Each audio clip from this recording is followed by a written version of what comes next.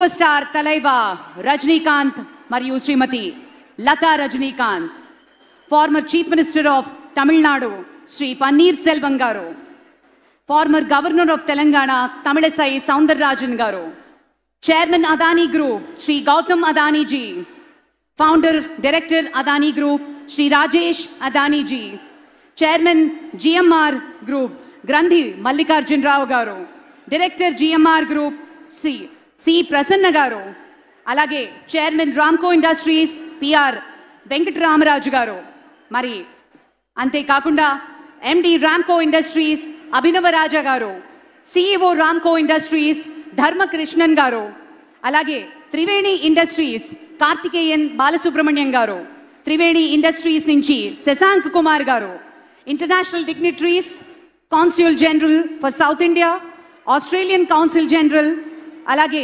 Consulate general of republic of Korea, మరి the consulate general of Japan, political economic adviser consul general UK, consul general France, deputy consul general Bangladesh, consul general Netherlands, consul general USA Jennifer Adriana Larson, and Consul General Iran Mehdi Sahroki, and Senthil Tondaman, Honorable Governor of Eastern Province of Sri Lanka.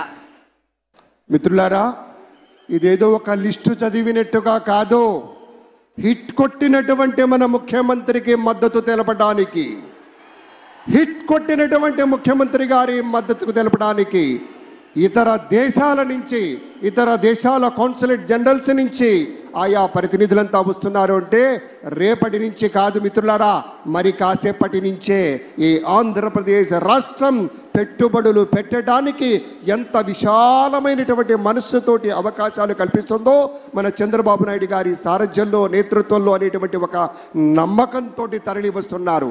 మీటింగులు వెంట మీటింగులుగా రేపటి నుంచి పరుగులు పెట్టే అభివృద్ధి ఆంధ్రప్రదేశ్ని మనం చూడబోతున్నామనే మాటను మీతో పంచుకుంటూ మరొక సాంస్కృతిక అంశాన్ని వీక్షిద్దాం. 10:45 టైం చేరువ అవుతుంది. పెద్దలంతా అవి ఇచ్చేశారు, మరికొంత రాబోతూ ఉన్నారు. ఇప్పుడు ఒక చక్కటి అంశాన్ని చూద్దాం. తెలుగోడా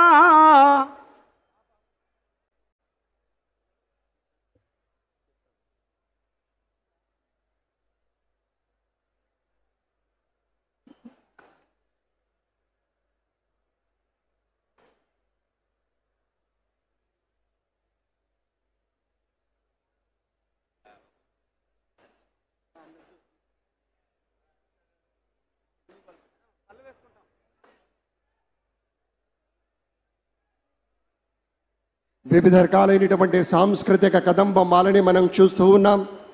అలాగే ఒక తెలుగు వారి యొక్క ప్రత్యేకమైనటువంటి కార్యక్రమంలో మనమంతా కూడా ఇక్కడ అద్భుతమైనటువంటి స్థాయిలో సమావేశమై ఉన్నాం. బుద్ధిపూర్వకంగా ప్రస్తుత క్షణంలో జీవించాలి. ప్రతి క్షణానికి మరింత అవగాహన మనం పెంచుకోవాలి. ఔన్నత్యంతో మెలగాలి. అనుకున్న పనిలో పూర్తిగా నిమగ్నం కావాలి. ఈ లక్షణాలనే మైండ్ఫుల్నెస్ అంటారు. అటువంటి భావన కలిగినటువంటి వారే మన నేతలు శ్రీ నారా చంద్రబాబు నాయుడు గారు, శ్రీ పవన్ కళ్యాణ్ గారు, అలాగే మన రాష్ట్ర